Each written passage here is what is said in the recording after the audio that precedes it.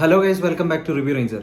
അങ്ങനെ ലാലേട്ടൻ്റെയും പൃഥ്വിരാജിൻ്റെയും Empuraan movie first day 6:30 Bangalore VR മാളിൽ വെച്ചിട്ട് കണ്ടിട്ട് ഇപ്പം വീട്ടിലേട്ടേക്ക് വന്നിരിക്കുകയാണ്.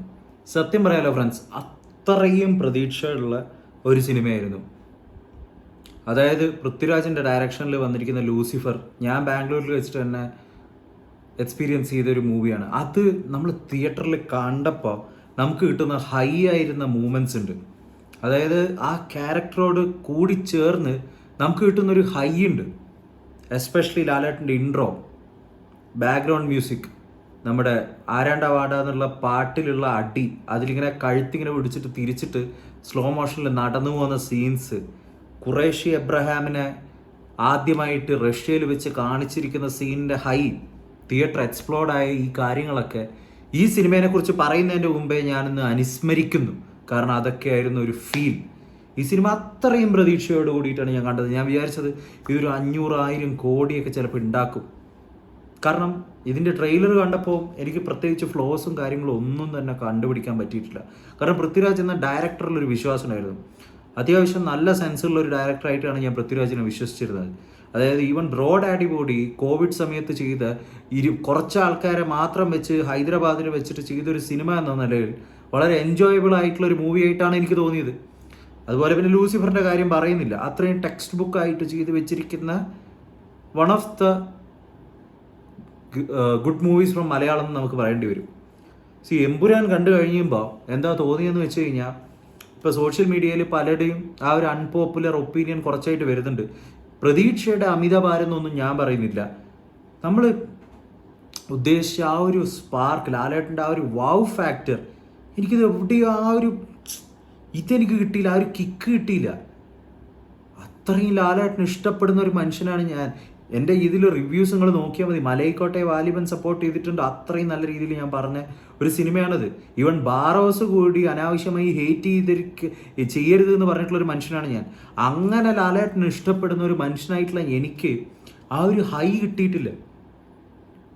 ആ ഫസ്റ്റ് ഇതിലുള്ള സംഭവങ്ങളൊക്കെ അത്രയും ബ്രില്യൻ്റ്ലി ആണ്, ടെക്സ്റ്റ് ബുക്ക് പ്രിസിഷനിലാണ് ഷൂട്ട് ചെയ്തിരിക്കുന്നത്. മലയാളം സിനിമയുടെ ഒരു സ്റ്റാൻഡേർഡ് വെച്ചിട്ട്, ഈവൻ ഇന്ത്യൻ സിനിമയുടെ സ്റ്റാൻഡേർഡ് വെച്ചിട്ട് തന്നെ വളരെ നല്ല രീതിയിലാണ് ഷൂട്ട് ചെയ്തിരിക്കുന്നത്. ബട്ട് ആഫ്റ്റർ ഓൾ നമുക്ക് ആ ഒരു ക്യാരക്ടറോട് കൂടി ഒരു കണക്ഷൻ തോന്നണ്ടേ, അല്ലെങ്കിൽ ആ ഒരു മൂമെൻറ്റിൽ നമ്മൾ ഹൈ ആവണ്ടേ? ആ ഒരു ഹൈ കിട്ടുന്നുണ്ടായിരുന്നില്ല.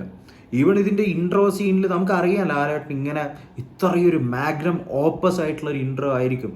ആ ഹെലികോപ്റ്റേഴ്സ്, അതിൻ്റെ റിച്ച്നെസ്, ഫ്രെയിംസിൻ്റെ റിച്ച്നെസ്, ലൊക്കേഷൻ്റെ റിച്ച്നെസ്, ടെക്നിക്കൽ ക്വാളിറ്റീൻ്റെ richness. But after all we need to be in that high movement. ആൾക്കാരുടെ രോമാഞ്ചം ഉണ്ടാവേണ്ട ആ സീനിലല്ല, അല്ല ലൂസിഫർ 1 ഉണ്ടായിട്ടുള്ളതല്ലേ. അപ്പം അതിലും വലിയ കാര്യങ്ങളല്ലേ നമ്മളിതിൽ പ്രതീക്ഷിക്കുക. ഈവൻ ബാക്ക്ഗ്രൗണ്ട് സ്കോറും എനിക്ക് ഭയങ്കര പൂറായിട്ടാണ് തോന്നിയത്. ഈ ദീപക് ദേബിൻ്റെ സംഭവം ലൂസിഫറിൽ വെച്ചിട്ട് നോക്കുകയാണെങ്കിൽ ആ പുള്ളി നന്നായിട്ട് ചെയ്തിട്ടുണ്ട്. അതായത് നമ്മുടെ ഇൻട്രോ 2 സീൻ്റെ വെച്ച് നോക്കിയാൽ മതി. ലാലേട്ടൻ അതിൽ ആ വെള്ള ഷർട്ടും മുണ്ടും ഇട്ടിട്ട് നടന്ന് വരുമ്പോൾ ബാക്ക്ഗ്രൗണ്ടിൽ ഇങ്ങനെ സ്ലോ മോഷനിൽ ഇങ്ങനെ കാണിക്കുന്നത്, അത് എത്ര ഒരു ഹൈ സീനായിരുന്നെന്ന് ഇതിൻ്റെ സീൻസ് കണ്ടിട്ട് നിങ്ങൾക്ക് അങ്ങനെ തോന്നിയോ? ഇതിൻ്റെ സീൻസ് പലതും ആദ്യമെല്ലാം കണ്ടപ്പോൾ എനിക്ക് തോന്നിയതെന്ന് പറഞ്ഞു കഴിഞ്ഞാൽ നമ്മുടെ സാഗർ ഇലിയാസ് ചക്കിൻ്റെ പല ഫ്ലേവേഴ്സും തോന്നി. കാരണം അത്രയും സ്റ്റൈലിഷ് ആയിട്ടുള്ള സ്യൂട്ട്സും കോട്ടും ലൊക്കേഷനും കാർസൊക്കെ ആയിട്ട് പണ്ട് ഒരു 10-15 വർഷം മുമ്പേന് മുകളിൽ അതിലായിരുന്നല്ലോ ആദ്യമായിട്ട് മലയാളത്തിന് തുറന്നു വെച്ച ഒരു സംഭവം എന്ന് പറഞ്ഞു കഴിഞ്ഞാൽ. അന്ന് നമുക്ക് സോഷ്യൽ മീഡിയയും കാര്യങ്ങളൊന്നുമില്ല. അന്ന് കാണിച്ചൊരു സംഭവമാണ്. അതിൽ വളരെ ലൈഫായിട്ടുള്ള ഒരു ഇതായിട്ട് എനിക്ക് തോന്നിയിട്ടുള്ളത്.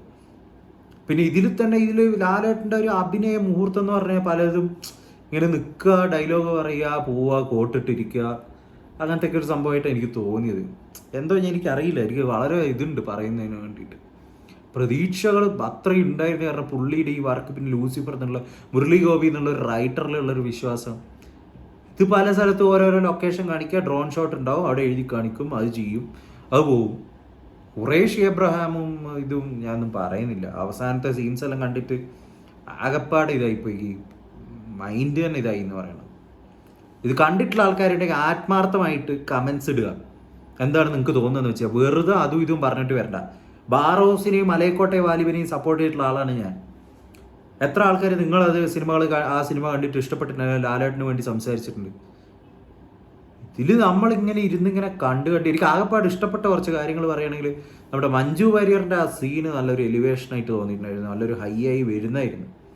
അത് നല്ലൊരു സംഭവം. അതാണ് എനിക്ക് അതിൽ ഏറ്റവും നന്നായി തോന്നിയൊരു പുതിയൊരു ക്യാരക്ടറിൻ്റെ ഒരു ഉദയം എന്നെല്ലാം പറയുന്നത് പോലെ അങ്ങനെ ഒരു എലിവേഷൻ ആ ഒരു മഞ്ജു വാര്യറിൻ്റെ ആ ഒരു ക്യാരക്ടറിന്, പ്രിയദർശിനി എന്നുള്ളൊരു ക്യാരക്ടറിന് കിട്ടിയിട്ടുണ്ടായിരുന്നു ആ ഒരു സംഭവത്തിൽ. എന്തായാലും എനിക്കിതൊക്കെയാണ് പറയാനുള്ളത്. അധികം ഞാൻ ഇപ്പോൾ ഒന്നും പറയുന്നില്ല. കുറച്ച് കാലം കഴിഞ്ഞിട്ട് നമുക്ക് ഇതിനെക്കൊണ്ട് ഒന്നും കൂടി ഒന്ന് സംസാരിക്കാം. എന്തായാലും നിങ്ങളുടെ അഭിപ്രായങ്ങൾ എന്താണെന്ന് വെച്ചാൽ കമൻസ് ആയിട്ട് രേഖപ്പെടുത്തും. അടുത്ത വിഷുക്കാലത്തെ വീഡിയോകളും സിനിമകളൊക്കെ ആയിട്ട് നമ്മൾ വരുന്നതായിരിക്കും. Until then take care and bye bye.